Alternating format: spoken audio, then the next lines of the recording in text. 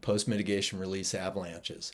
Well, by far the most likely explanation is that our mitigation measures failed to affect a potential trigger location on the slope. And I'm going to use this video by Bruce Jamieson that we also saw in Chapter 9 to show a simplified example.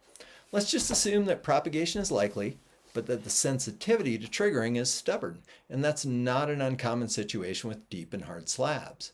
The stress bulb under the skier needs to affect the weak layer before the skier will trigger the avalanche, and you can see that it doesn't in those more deeply areas, but where the weak layer is shallower, the skier is able to form a critical crack. That critical crack propagates, and the skier then triggers an avalanche.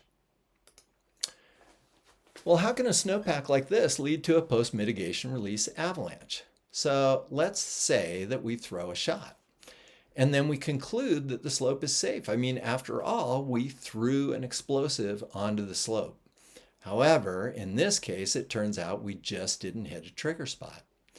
Now, a subsequent skier going down the slope can trigger a slide that takes out the crater from the first shot, just like this.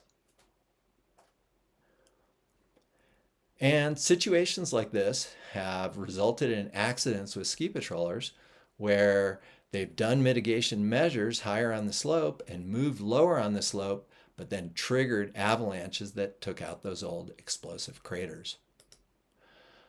Well, how can we minimize our probability of a post-mitigation release? If we suspect the slope is unstable and the triggering sensitivity is stubborn, we might not trust that first shot. We might go, wow, maybe I didn't hit the right point on the slope. And we might want to test the slope with more shots. So let's say we throw a second shot farther down the slope. This one does affect the weak layer, and we trigger an avalanche that takes out the crater from our first shot. Or another alternative would be we might decide that an air blast is necessary to adequately test the slope. Hopefully in this case you have an explosive tram or some way to safely deliver an air blast to the slope. As we saw in Chapter 15, air blasts affect much more of a slope and are more likely to affect a trigger spot and release an avalanche.